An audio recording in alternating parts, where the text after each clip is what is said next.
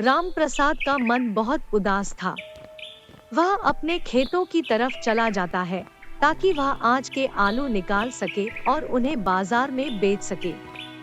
लेकिन जब वो अपने खेतों में जाता है तो और भी परेशान हो जाता है। उसके सारे पौधे इधर उधर उखड़े पड़े थे और खेतों में कोई भी आलू नहीं था। ऐसा लग रहा था जैसे उसके खेतों में से सारे आलू निकाल लिए गए हैं। मेरे खेत के आलू कहाँ चले गए? अभी कल ही तक तो मैंने यहाँ तक खेत के आलू निकाले थे, बाकी के आलू कहाँ गए? हे भगवान, ये सब क्या हो गया? रामप्रसाद रोने लगा कि तभी वहाँ पर एक मोटा गोलमटोल सा आदमी आता है। रामप्रसाद के कंधे पर हाथ रखकर कहता है, क्या हुआ भैया, तुम इतनी जोर जोर से रो क्यों रहे हो? ये मेरा खेत है, यहाँ पर मैंने आलू लगा रखे थे। मैं रोज यहाँ से आलू निकाल कर उन्हें बाजार में बेचने जाता था। आज जब आया तो देखा यहाँ एक भी आलू नहीं है। अच्छा, ये बात है। ये तुम्हारा खेत है और इसमें आलू गायब हो गए हैं। इसके लिए तो तुम मुझे माफ करना। लेकिन इसके लिए तुम क्यों माफी मांग रहे हो? क्या तुम वही आदमी हो जिसने मेरे खेत से आलू निकाल लिए हैं? नहीं, ऐसा तो बिल्कुल भी नहीं है, पर शायद ऐसा ही कुछ है। अब मैं तुम्हें कैसे समझाऊं? असल में हुआ ये कि एक आदमी के आलू का नुकसान मुझसे हो गया। मुझे कुछ समझ में नहीं आया और मैंने हड़बड़ी में जादू से तुम्हारे खेत के सारे आलू उसको दे दिए। ये तुम क्या बोले जा रहे हो?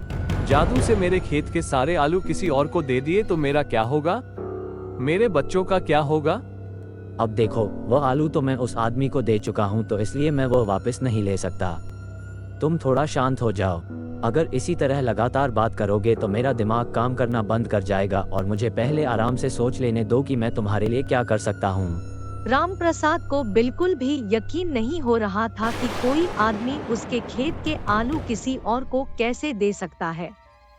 वह हक्का बक्का उस छोटे से गोलमटोल आदमी की तरफ देख रहा था। वह आदमी जिसका मुंह बहुत बड़ा था और उसके हाथ छोटे छोटे थे। वह अपने माथे पर हाथ रखकर कभी इधर तो कभी उधर देख रहा था। फिर वह अपनी आंखें खोलता है और रामप्रसाद से कहता है, देखो भाई, मैंने तो अपना पूरा दिमाग लगा लिया, लेकिन मुझे समझ ही नहीं आ रहा कि मैं तुम्हें नुकसान की भरपाई कैसे करूं। अब तुम ही मुझे बता दो कि मैं तुम्हारे नुकसान की भरपाई कैसे करूं। एक तो तुम दिखने में कितने अजीब से आदमी हो, ऊपर से मेरा नुकसान कर दिया और मुझसे ही पूछ रहे हो कि नुकसान की भरपाई कैसे करूं। तुम पागल तो नहीं हो? मैंने तुम्हारा बहुत भारी नुकसान कर दिया, लेकिन तुम मुझे पागल मत कहो। मैं जादुई आलू हूँ और कभी कभी मुझसे बहुत बड़ी बड़ी गलती हो जाती है, लेकिन मैं फिर भी सबको खुश कर ही लेता हूँ, तुम्हें भी कर लूँगा।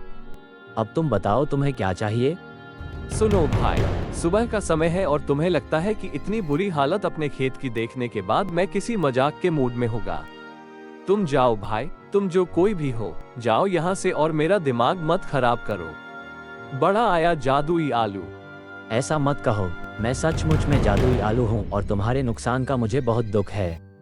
बताओ मैं कैसे भरपाई करूँ? बार बार एक ही बात सुनकर रामप्रसाद को बहुत गुस्सा आ जाता है और वह जादुई आलू से बोलता है, क्यों तुम मेरा दिमाग खराब कर रहे हो? इतना ही जादुई आलू हो तो इस खेत के ऊपर महल खड़ा कर दो और मेरे बच्चों के लिए अच्छे अच्छे कपड़े ला दो और मेरे घर परिवार को अच्छा बना दो। मेरा खेत बड़ा कर दो, दुनिया जहाँ की सारी सुख सुविधाएं मेरी झोली में डाल दो। बताओ, कर सकते हो क्या? आगे देखेंगे कि उस जादुई आलू ने रामप्रसाद के नुकसान की भरपाई कैसे किया। कहीं वह रामप्रसाद को बेवकूफ तो नहीं बना रहा। इस रोचक और रहस्यमय कहानी को देखने के लिए चैनल को लाइक, शेयर और सब्सक्राइब जरूर करें।